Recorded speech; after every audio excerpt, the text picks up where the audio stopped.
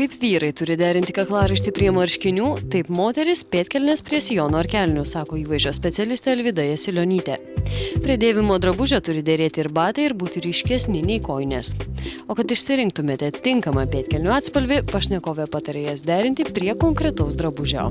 Aš tai darau paprasčiau, nusinešu savo spalvų paletę ir pagal spalvų paletę pasirinku reikiamas pėdkelnes.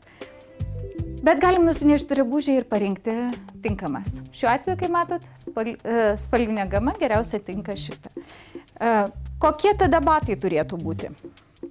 Prie pilko sijono, aišku, geriausia būtų lygiai tokie pat tamsūs kaip sijonas batai arba juodi. Jeigu renkamės juodą sijoną, tuomet pėdkelnes irgi rinksimės juodas. Arba kūno spalvos, jeigu tai yra vasara. Juodos, kokios juodos? Jokių būdų nematinės. Juodos būtų peršviečiamos. Prie tokio derinio bateliai turėtų būti juodi. Prie tamsiai mėlyno kostiumo derinamos tik tokio pačio atspalvio pėdkelnės. Lygiai tas pats galioja ir kitoms spalvoms. Batelius patariama derinti pagal sijono ar kelnių krašto linijos spalvą. Dažnai mes girdim patarimą, jūs niekad nesuklysit, jeigu pasirinksit kūno spalvos pėdkelnes, ne?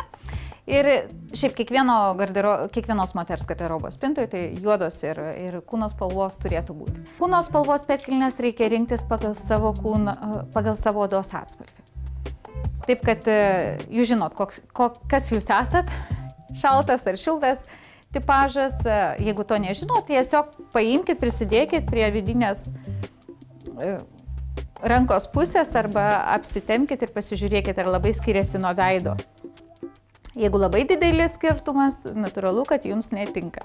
Jeigu mėgstat bordo spalvą ar burgundiško vyno, tuomet pėdkelnes irgi rinkitės juodas, plonas, permatomas. Bateliai irgi turėtų būti juodi.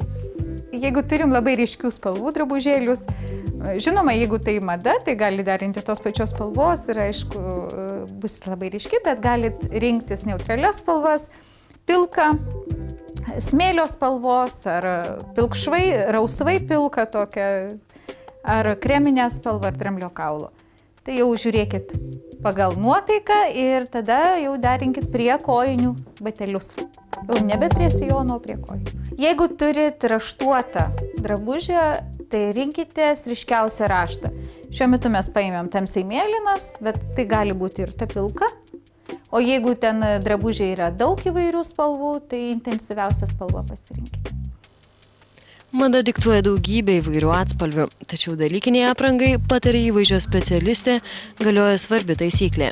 Reikia siekti, kad žmonių, su kuriais bendraujama, žvilgsnis kryptų ne į kojas, bet į akis.